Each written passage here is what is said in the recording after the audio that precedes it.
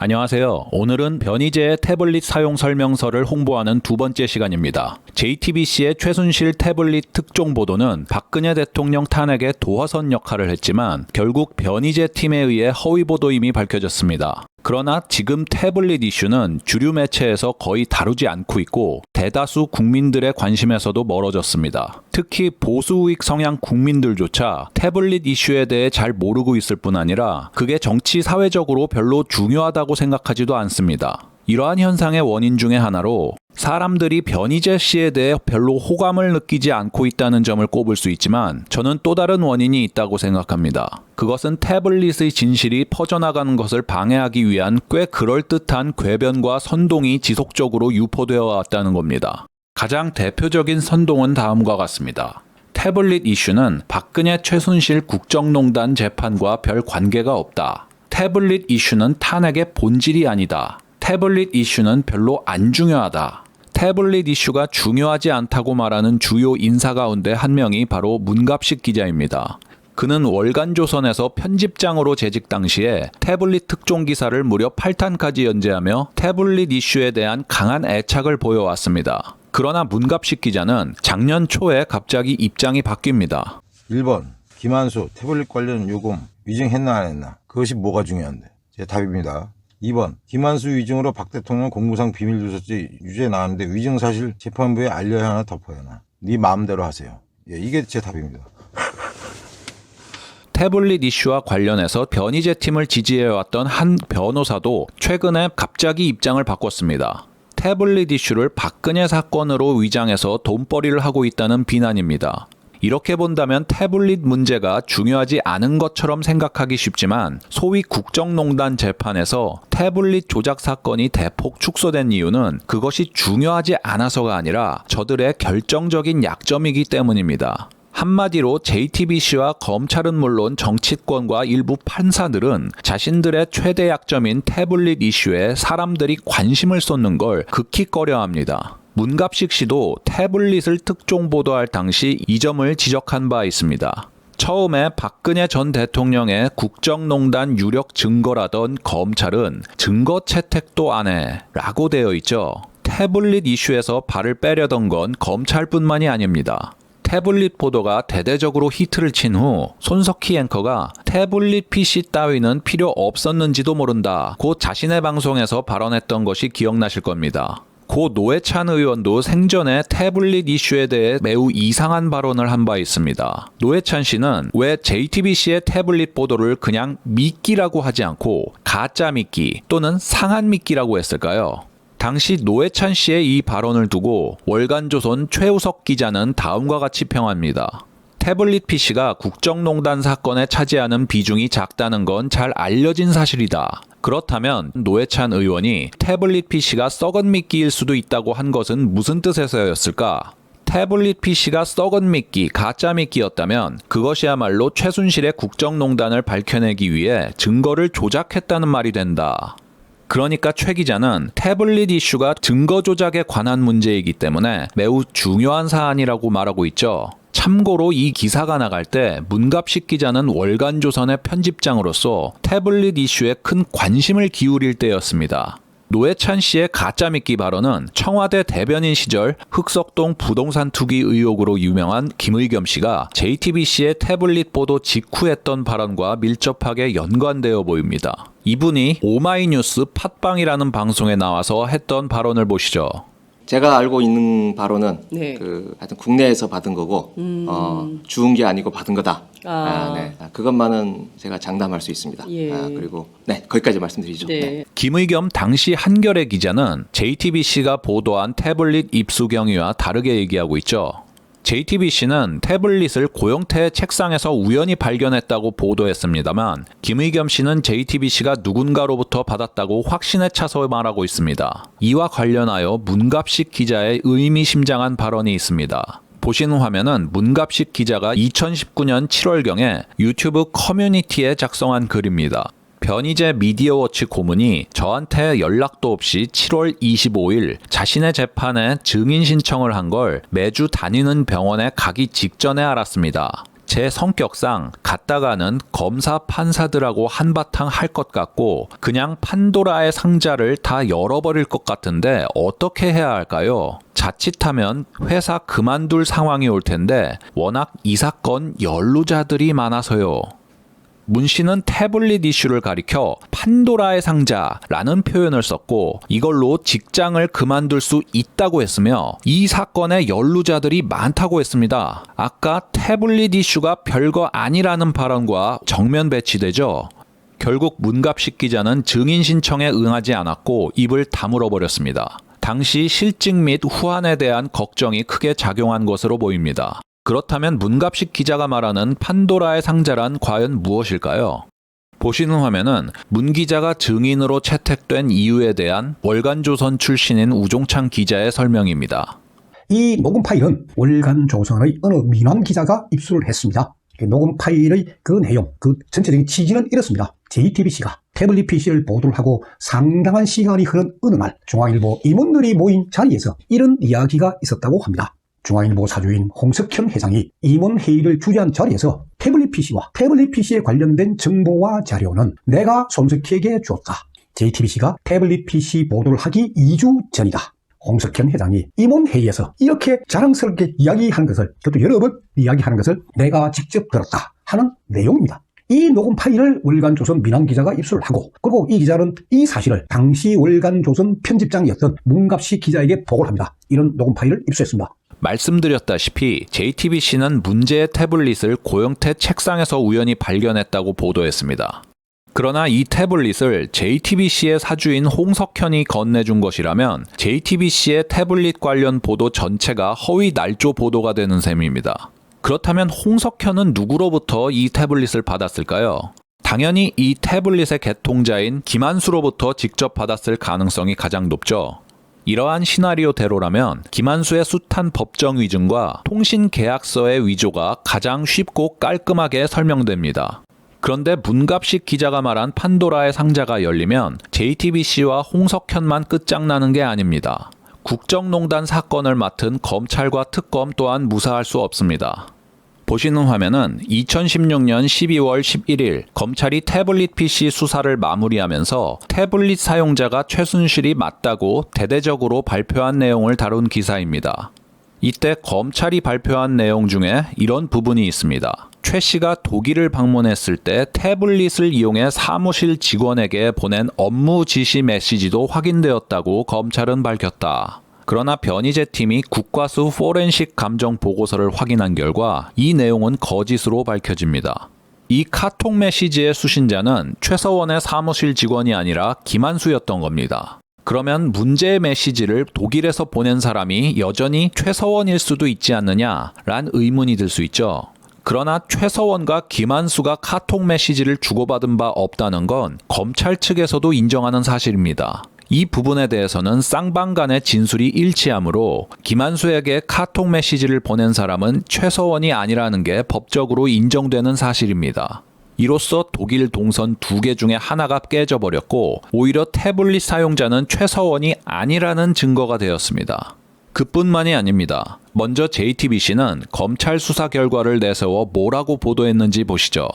검찰이 비행기 탑승 기록을 확인한 결과 최 씨는 8월 15일은 제주도에 있었던 겁니다. 그런데 검찰은 태블릿 PC에서 2012년 8월 15일에 위치 정보를 찾아냈습니다. 해당 위도와 경도 정보는 제주도 서귀포시였습니다. 이곳에서 2km 떨어진 곳엔 최 씨의 조카 장시호 씨의 빌라가 있었습니다. 이처럼 탑승 기록과 위치 정보 분석을 조합한 결과 최 씨가 사용자라고 결론을 내린 겁니다. 그러나 변희재팀이 국과수 보고서를 확인한 결과 제주도 동선 일치 또한 오히려 태블릿을 최서원이 사용하지 않았다는 증거가 될 수 있음이 밝혀집니다. 보시는 화면은 국과수에서 밝힌 위치 정보를 구글맵에 찍어서 어딘지 확인해 본 결과입니다.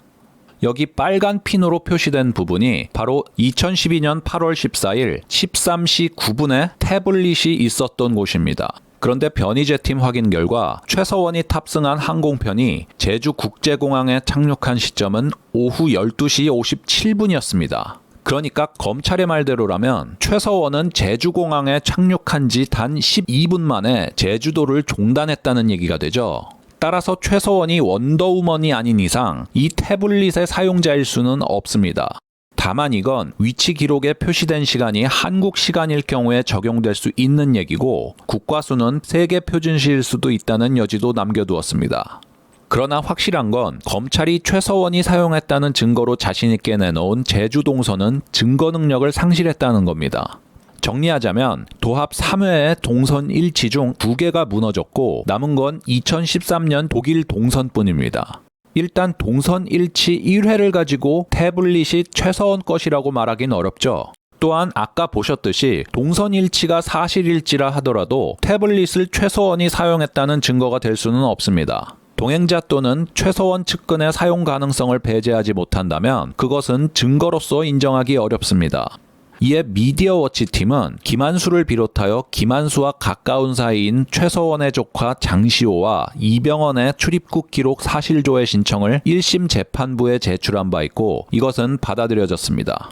그러나 제가 미디어워치에 문의해본 결과 이 사실조회 신청은 항공사에서 요청한 출입국 기록이 더 이상 남아있지 않다라는 이유로 무산되었다고 합니다. 최서원의 출입국 기록만 선택적으로 제공한 항공사 측의 행태도 석연치 않습니다. 과연 검찰에 유리한 증거였어도 항공사 측에서 그 기록의 제공을 거절했을지는 의문입니다. 어쨌거나 결론적으로 최서원과 태블릿이 한 몸처럼 움직였다고 내놓은 동선 증거들은 증거 능력을 인정받긴커녕 그 반대를 증명하는 증거로 드러났습니다. 특히 김한수의 지인이 김한수에게 보내는 메시지를 최서원이 보낸 메시지로 둔갑시켜서 이를 최서원 사용의 증거로 언론에 자신있게 발표한 검찰의 행위는 가히 엽기적이라고 할 만합니다. 그러나 지금까지 보여드린 검찰의 증거 조작 정황은 맛배기에 지나지 않습니다. 이제 검찰과 특검의 천인공노할 증거 조작 정황에 대해 설명드리겠습니다. 시청자 여러분들도 아시다시피 JTBC가 보도한 태블릿 PC의 개통자는 김한수입니다. 그런데 김한수는 법정에서 고 이춘상 보좌관에게 이 태블릿을 전달한 이유로 한동안 누가 어떻게 사용하는지 아는 바가 전혀 없었고 그 태블릿에 대해 생각조차 해본 적이 없다고 진술합니다. 어떤 통신기기의 개통자가 사용자가 누군지도 모르고 통신요금을 꼬박꼬박 내고 있었다는 게 믿어지십니까? 비현실적으로 보이는 이 스토리를 자연스럽게 보이도록 하려면 바로 법인카드 요금 자동이체 설정이 반드시 필요합니다. 김한수가 태블릿을 개통한 이후 회사에서 요금이 자동으로 빠져나가 태블릿을 누가 어떻게 사용하는지도 몰랐다는 스토리가 완성되겠죠. 그러나 변희재팀은 검찰과 특검이 김한수와 짜고 이 부분과 관련된 증거를 조작한 정황을 잡아내는 데 성공합니다. 통신요금은 개통 이후로 쭉 김한수의 개인 카드로만 납부됐다는 사실을 밝혀낸 겁니다. 그럼에도 검찰과 김한수는 대담하게도 요금이 모두 법인카드로만 납부되었다고 진술조서를 꾸밉니다. 이를 위해 가짜 계약서를 만들어낼 필요도 있었습니다. 이게 가짜 계약서라는 증거는 많지만 가장 확실한 증거는 요금 납부 설정과 이력입니다. 보시는 화면은 검찰이 제시한 문제의 계약서와 이 계약서에 나타난 법인카드에 대한 해당 카드 회사의 회신 공문입니다. 계약서에 나타난 법인카드로 요금 납부 이력이 있는지 문의한 결과 카드 회사에서 자동이체 설정 자체가 없다고 확인해주고 있습니다. 그러니까 검찰과 김한수는 가짜 계약서를 만들 수는 있었지만 요금 납부 이력까지 조작할 수는 없었던 겁니다. 변희재팀은 검찰이 요금 납부 내역을 숨기고 계약서만 보여준 이유가 바로 여기에 있다고 보고 있습니다. 검찰과 김한수는 가짜 계약서를 만든 뒤에 진술조서 또한 거짓으로 작성합니다. 보시는 화면은 2016년 10월 29일 김한수가 검찰에 출석했을 때 작성된 진술조서입니다. 검사가 김한수에게 묻습니다. 마레이 컴퍼니에서는 진술인이 퇴사한 후에도 계속 요금을 부담하였던 것으로 보이는데 그 경위가 어떻게 되나요? 그러니까 태블릿이 개통 이후 계속 요금이 법인카드로 납부됐다는 허위 사실을 전제하고 질문하고 있죠. 그러자 김한수가 답합니다.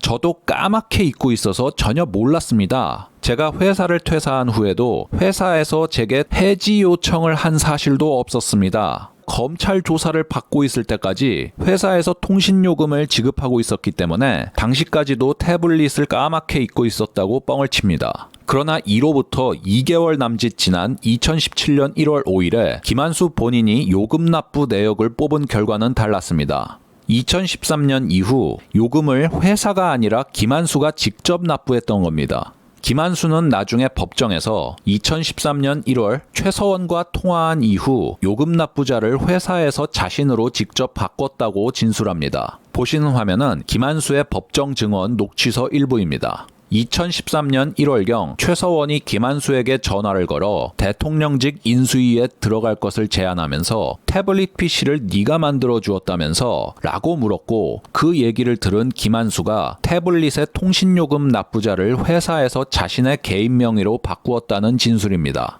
이 증언은 앞서 검찰 진술조서에 나온 내용과 상충하죠. 요금을 회사에서 계속 내주고 있었기 때문에 2016년 10월까지 태블릿에 대해 까맣게 잊고 있었다는 김한수가 법정에서는 천연덕스럽게 2013년 초에 자신이 직접 요금 납부자를 바꿨다고 말하고 있습니다. 김한수가 치매가 아닌 다음에야 자신이 직접 요금 납부자를 본인으로 바꿔놓고 태블릿에 대해 까맣게 잊고 있을 리가 없죠. 문제는 이렇게 김한수가 태블릿 실사용자를 가려낼 결정적인 사안에서 말을 바꾸고 있는데 검찰은 이에 대해 아무 일이 없다는 듯 모른 척하고 있었다는 사실입니다. 게다가 검찰은 계약서와 요금 납부 이력의 불일치를 모를 리 없는데도 요금 납부 내역을 전부 누락하고 위조 정황이 뚜렷한 계약서만 가지고 김한수를 신문합니다. 이건 검찰이 증거 조작에 관여했다고 하지 않고서는 설명이 어렵습니다. 증거 조작에 관여한 정황이 포착된 건 검찰뿐만이 아닙니다. 국정농단 사건의 특검 또한 이 증거 조작에 관여한 흔적이 있습니다. 보시는 화면은 2017년 1월 4일 김한수의 특검 진술조서 일부입니다. 특별검사가 묻습니다. 검찰에서 확인한 바에 따르면 위 태블릿 PC의 사용요금은 2013년 1월 31일까지는 마레이 컴퍼니에서 지급하다가 그 이후부터는 진술인의 개인 명의 신한카드로 결제된 것으로 확인되었는데 어떠한가요? 이 질문은 두 가지 거짓말을 담고 있습니다. 첫 번째 거짓말은 검찰에서 확인했다는 내용입니다. 앞서 보셨듯이 검찰에서는 태블릿의 사용요금을 개통 이후 모두 회사에서 지급한 것으로 확인했죠. 그런데 특검은 검찰이 확인한 내용을 은근슬쩍 바꿔치기를 하고 있습니다. 두 번째 거짓말은 여기 2013년 1월 31일까지 요금을 회사에서 납부했다는 부분입니다. 아까 살펴봤듯이 해당 법인카드로 자동이체가 설정도 안 돼 있었음이 확인됐죠. 즉 회사에서는 이용요금을 단 한 푼도 지불한 사실이 없다는 얘기입니다. 그럼 2013년 1월 말까지 요금은 누가 냈을까요? 변희재 팀의 추적조사 결과 이 요금도 역시 김한수의 개인 명의 신한카드로 납부되었다는 사실이 밝혀졌습니다. 그러므로 특검이 김한수에게 물은 질문 자체가 거짓임이 분명합니다. 특검은 확인되었다라는 표현을 2번이나 써가며 요금이 회사에서 지급된 사실이 있다고 단정했죠. 변희재 팀은 이 또한 검찰과 마찬가지로 특검도 김한수와 짜고서 그에게 위증을 교사한 명백한 정황으로 보고 있습니다. 그리고 특검은 이 증거 조작을 좀 더 확실히 하기 위해 보시는 2012년 11월 김한수의 개인카드 납부 이력을 누락합니다. 태블릿 이슈의 핵심은 바로 검찰과 특검의 이러한 증거 조작 혐의이고, 이것이 국정농단에서 차지하는 비중이 작다 하여 과소평가되어선 안 되는 이유입니다. 검찰과 특검이 증거 조작으로 생사람을 잡는다면 판사들은 아무리 터무니없고 부실한 증거라도 그것이 피고인에 불리하기만 하다면 유죄의 증거로 인정하는 방법으로 생사람을 잡습니다. 보시는 화면은 박근혜 1심 판결문 일부입니다. 판결문에는 이 사건 태블릿을 최서원이 사용했다는 근거로 위증 소지가 다분한 김한수의 증언이 명시되어 있습니다. 최서원으로서는 김한수에게 이 태블릿 PC는 네가 만들어 주었다면서 라고 이야기하였다고 봄이 일반 경험칙에 부합하는 점. 그런데 이러한 내용은 위법의 소지가 큽니다. 태블릿 PC를 네가 만들어 주었다면서 라는 말은 김한수 본인의 진술이 아니라 김한수가 최서원에게서 들었던 말을 전한 것입니다. 타인의 진술을 전해주는 진술을 전문 진술이라고 하고, 대한민국 형법에서 이러한 진술은 예외적인 경우가 아니면 증거 능력을 인정받지 못하게 되어 있습니다. 이런 걸 증거로 인정하지 말아야 한다고 법에서 정한 원칙을 법원이 어겼으니 1심 재판부는 불법적인 판결을 내린 셈입니다. 그렇다면 국정농단 1심 판사 김세윤은 도대체 왜 법을 어겨가며 김한수의 증언을 맹신했을까요? 제가 직접 김한수의 법정 증언 녹취서를 입수하여 읽어본 김한수의 증언은 황당함을 넘어 충격적이었습니다. 김한수의 증인신문 과정에서 같은 질문이 무수히 반복해서 나오는데 그때마다 김한수는 계속 대답이 달라지는 겁니다. 이 반복되는 질문이 뭔지 설명을 드리자면 최서원이 이 사건 태블릿을 사용한다는 사실을 알게 된 시점이 언제냐는 겁니다. 검사가 김한수에게 2013년 1월 최서원이 태블릿 PC는 네가 만들어 주었다면서 라고 한 말을 듣고 최서원이 태블릿 개통자가 김한수인 줄 알게 되었냐고 묻자 김한수가 예 라고 답합니다. 논리적으로 김한수가 바보가 아니고서야 최서원이 이런 말을 했을 때 최서원이 사용한다는 사실을 모를 수가 없죠. 김한수는 잠시 후 검사가 같은 취지의 질문을 하자 역시 긍정을 합니다. 그런데 그 뒤에 변호인인 유영아 씨가 똑같은 질문을 하자 김한수는 갑자기 다른 대답을 하기 시작합니다. 이 일이 발생하고 진술하는 과정에서 그 태블릿 PC가 동일한 PC일 수도 있겠다는 추론입니다. 그러니까 김한수가 최서원의 사용을 알게 된 시점은 태블릿 이슈가 불거지고 검찰에 나와 진술할 때라고 한 겁니다. 이후 유영아 씨는 이 부분을 집중해서 추궁합니다. 실제 사용자가 최서원인 것을 안 시점이 2012년부터 2013년 당시인가요? 아니면 이 사건이 터지고 난 다음에 증인이 조사를 받으면서 알게 되었다는 것인가요? 그러자 김한수는 모른다고 답합니다. 그 후에 유영아는 또 이 질문을 했는데 이번에는 다시 최서원과 통화하던 2013년 1월에 최서원의 사용을 알았다고 말을 바꿉니다. 잠시 후 유영아가 또 같은 질문을 하자 최서원의 사용을 몰랐다는 답변을 하며 바로 앞서 했던 답변을 뒤집습니다. 이후 유영아가 김한수의 답변들이 상충한다는 사실을 지적하며 재차 같은 질문을 또 하자 김한수는 답변을 얼버무리면서 기억이 나지 않는다고 답합니다. 결국 김한수가 최서원의 사용을 언제 알았냐는 의문은 해결되지 않은 채 김한수의 증인신문은 종료되었습니다. 시청자 여러분들께서는 태블릿 PC를 네가 만들어 주었다면서 라는 말을 했다는 건 기억나지만 그때 최서원이 그 태블릿을 사용했다는 걸 몰랐다는 게 말이 된다고 생각하십니까? 최서원의 이 말을 듣고 요금 납부자를 회사에서 자신의 개인 명의로 바꾸기까지 했는데 최서원이 사용하는 줄 모른다는 게 가능할까요? 또 그때 최서원이 사용하는 걸 알았다고 답변했다가 몰랐다고 뒤집는 건 뭘까요? 김한수가 법정에서 한 말을 도저히 신뢰할 수 없다는 건 초등학생 수준의 판단력으로도 충분히 알 수 있습니다. 그럼에도 국정농단 사건 1심 판사 김세윤은 태블릿 실사용자가 최서원이 아니라는 숱한 증거는 외면한 채 김한수의 자기 부정적 오락가락 증언을 공무상 비밀누설 혐의의 근거로 삼은 겁니다. 앞서 말씀드렸다시피 판사 김세윤은 자기 재판에서 버젓이 일어난 위증을 못 본 척했고 그 위증을 범한 사람의 전문 진술을 증거로 인정함으로써 형사소송법을 어겼습니다. 이쯤 되면 국정농단 1심 김세윤 판사는 그의 판결 자체가 불법인 것을 넘어 판결문으로 사기를 친 셈입니다. 이처럼 판결문으로 사기를 치는 판사는 김세윤뿐만이 아닙니다. 변희재 팀의 명예훼손 사건 1심 판사 박주영 또한 위증을 밥 먹듯이 하는 김한수의 증언을 근거로 변희재 팀의 유죄를 때렸죠. 그리고 제가 지난 영상에서 다루었듯 변희재 팀 1심 재판에서 JTBC는 자기네의 불리한 증언을 하던 고영태를 위증범으로 날조하는 보도를 했고 이와 관련해서 JTBC 손용석 기자가 거짓말을 했음이 모두 드러났습니다.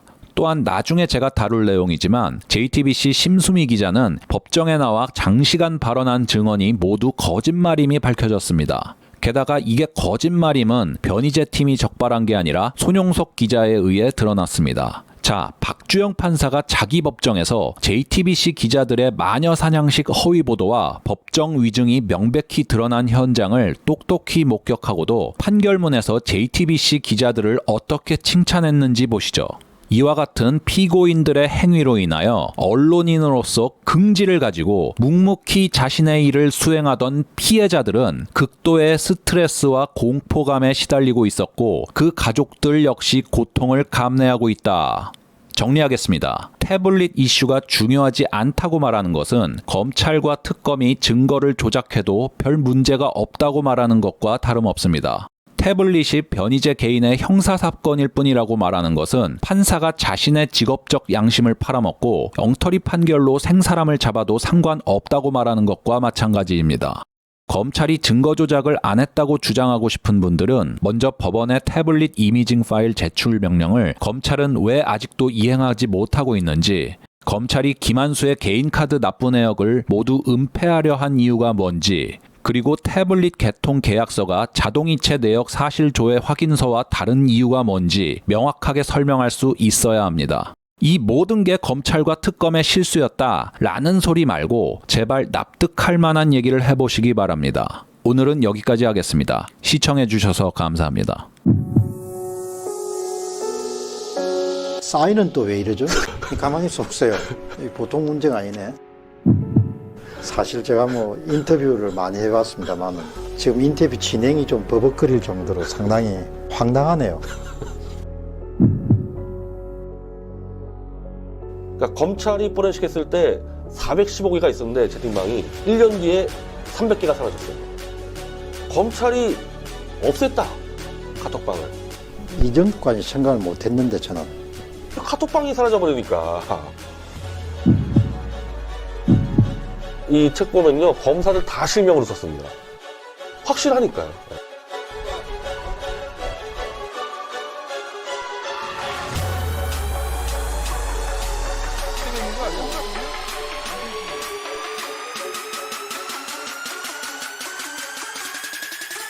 I'm a true champion.